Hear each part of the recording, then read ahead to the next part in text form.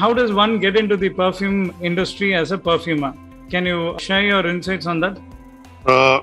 Considering the fact that the F&F industry today, we have a palette of raw materials, a few thousand raw materials, and much of it is synthetic.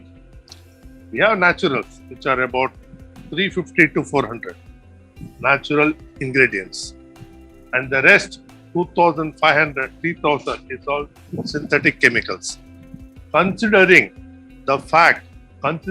today's scenario that a perfumer is confronted with a lot of synthetic molecules around him or around her, it is recommended that a young aspiring perfumer should ideally have a chemistry background. A background in chemistry, biochemistry, biotechnology, chemical engineering is welcome. With this background, what you do? What you do is either go to a perfume school. In India, we have the Keva School of Perfumery in Mumbai, and we have ICT, the Institute of Chemical Technology. They offer a master's program in perfume and flavor technology. You go to these two schools and learn perfumery and related areas. One, in India. The second possibility is to go to ISIPCA in France and learn creative perfumery. This is one way. The second way is to join a large fragrance company, IFF, Yuvadon, Firmenich. They may, if you are lucky, get selected in their in-house school. Yuvadon has an in-house school, Firmenich has an in-house school, IFF has an in-house school. So, I should not say lucky. If you are proficient, if you are seen as a nose, as a talented nose, for sure, you will get picked up as a trainee perfumer for in-house training in these companies, which is the second possibility. The third way is to be an apprentice, to be a compounding assistant in the creation laboratory. You compound for your perfumers, and then you get spotted, recognized, and you get an opportunity to get trained as a young trainee perfumer. These are the three ways to become a perfumer in the 21st century. Once you get into this school, an in-house school, or you go to ISIPCA, what you do is you learn the olfactive skills. There are various families. You have the floral family, you have the woody family, you have in the florals, you have rose, jasmine, tuberose, so on and so forth. So many florals. In the woody, you have sandalwood, you have patchouli, you have vetiver, and then you have amber, and then you have musk, and then you have few thousand raw materials. But then your training is spread over 3 years. For sure, you cannot learn. You cannot be expected to be proficient in this few thousand raw materials. That is for a later part of your career. The first 12 to 18 months, for sure, you will be expected to be proficient with a few hundred raw materials. The most important, the most classical, and quite a lot of naturals. Because unless and until we appreciate, understand, and comprehend a natural raw material, there is no way you can be a perfumer. The most important critical part in a perfumer's training regimen is to be proficient and understand the various facets of a natural ingredient. natural raw materials. 350 to 400. Now again, considering the fact that your training of raw materials, smelling of raw materials is only for the first 12 to 18 months, again, you are not expected to be proficient with all the 400 natural raw materials. The most important ones, maybe 100 to 150 natural raw materials. You are expected to be proficient, which means you should know at the end of 12 months how best to use absolute jasmine grandiferum, how to differentiate absolute jasmine grandiferum and absolute jasmine sambac, how to differentiate grandiflorum India and grandiflorum Egypt, because Egyptian jasmine and Indian jasmine grandiflorum are the same. As a young perfumer, by smelling, can you pick up this Egyptian quality and this as the Indian quality? Is your expertise, is your cutting edge expertise, which will decide, which will help your mentor, your trainer, your supervisor, your guru to know for sure that yes, this boy, this girl is a bomb, is a sure shot creative perfumer. This and more for the naturals. And then the most important synthetics. The most important synthetics. So put together between the naturals and synthetics in your first 12 months to 18 months hibernation. When I say hibernation, it's only learning. You are not expected to deliver anything. It's only learning. And learning, 90% is your own effort. So in this cocoon, in this hibernation period of 12 to 18 months, you should try your best. Do your best to learn as much as you can. If your guru says, if your master says 400, why not 600? It's your own effort. Nobody can stop you. So as much as possible, believe me, the first 12 to 18 months of this training decides your future creativity. Your whole career is depending on this first 12 to 18 months training, what you're getting in this school, in this ISIPCA, in this KEBA, in this ICT, or in this creation laboratory under a senior perfumer. So this is the only way to become a perfumer. And after this 12 months, if you are lucky, 18 months, you start working with GCMS reports, wherein you are fed, the perfumer, the boy or the girl, the young perfumer is fed with GCMS reports of famous classical styles, Chanel 5, Samsara, Shalimar, things like this. And the modern ones, Dakar, Poison, Charlie, things like this. And then see how best you are able to modernize.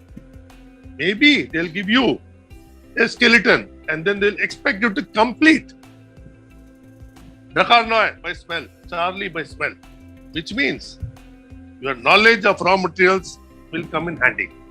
To complete a Charlie with a GCMS, some items are missing deliberately.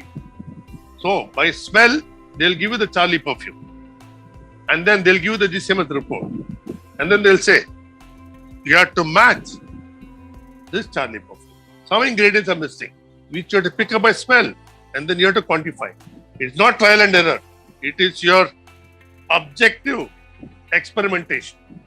Objectivity. The objective is to be as close as possible to the target, which is Charlie, which is Dakar, which is Brut, which is Shalimar, which is Samsara, so on and so forth. So this is the second part of your training. And then finally, you start on simple commercial projects. You will also, of course, do simple florals, rose, jasmine. You will also do single woody note, sandalwood, things like this, the simple musk, all this and more. And then you graduate at the end of, say, 24 months, after 2 years or 2.5 years, in the final lap, 6 months of your 3 years, 30 months is over. In the final 6 months, you'll be doing commercial perfumery handheld by an experienced perfumer, which means in these 30 months, your guru has seen your style. And he knows that your style is in line with so-and-so perfumer sitting in Los Angeles, so-and-so perfumer sitting in Paris, this perfumer sitting in Singapore, this perfumer sitting with a low profile me in Chennai, this perfumer in Shanghai. Today, with technology, contact, connection, discussions, everything is possible over phone or video calls. So it is possible that you'll be aligned. Although you are in New York, you'll be aligned. Although if you are in Singapore, you'll be aligned with a perfumer in Chennai, or with a perfumer in Tokyo, or with a perfumer in Paris, because your style as a budding perfumer is in line with this senior perfumer sitting in a remote location. How it is possible?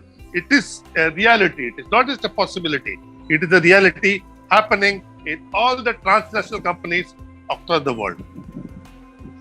And again, as I said, I want this to be a reality with Indian family-owned companies in the time to come. So, once you are an understudy to a senior perfumer, at the end of 3 years, you are a junior perfumer and you are working. I'll not say close supervision. You are part of this closely knit team with the senior perfumer. The senior perfumer has perfumers and a lot of junior perfumers and several trainee perfumers. The very fact that you are put into this team with the senior perfumer means you are on track, you are accepted, and you are seen as a successful, talented nose in the time to come. All this calls for a lot of effort. 3 years is just a hibernation. The journey will be a solo journey because you are creative, you are a creative professional. I may share everything with you, but the way you do it will be totally different from the way I ever thought it can be done, because it is so abstract, it is so creative.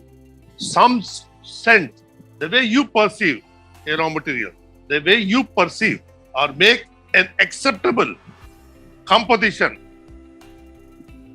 which is popular for a certain race, for a certain region, for a certain religion. In some ways, I could not even think about it. So this and more, because it is so abstract, you can never say till you're 10 years into the industry, we are not sure that yes, this young perfumer, the boy or the girl, is now proficient to take on independent responsibilities. This takes at least 12 years, maybe 15 years. And at the end of this journey, 12 to 15 years, you're on your own. You're an independent perfumer or a senior perfumer. Senior perfumer is a very rare position. It is not a senior manager or a senior executive. No, the industry in India, when I started my career, I became a senior perfumer in the year 1994 in a German company. And I was given the certificate by my headquarters, regional headquarters in Asia Pacific.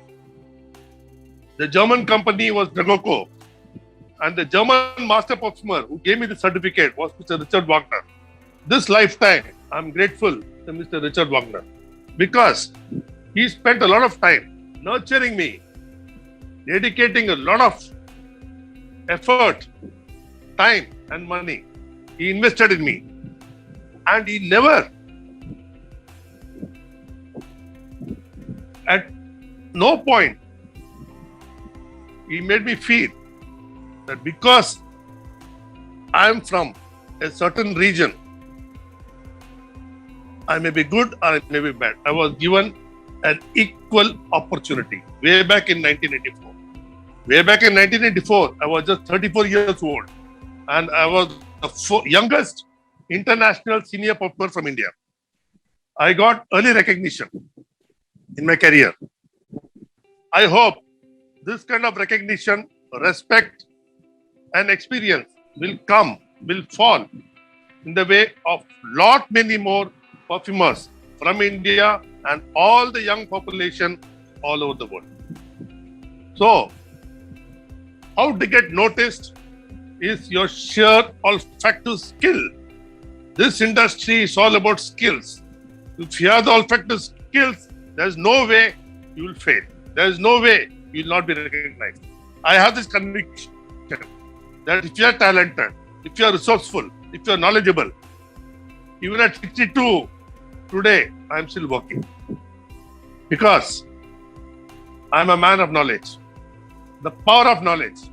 Knowledge will not fail you. With knowledge, you can make money the way you want, as much as you want. So, am I the richest perfumer in India? No. But am I the most knowledgeable? One of the most knowledgeable? Yes. And what is my definition of money? My definition is, I want to live a life which is comfortable. I want to be happy. And I want to share. My happiness is, I want to share my knowledge. I want to help my young fraternity to be a better professional.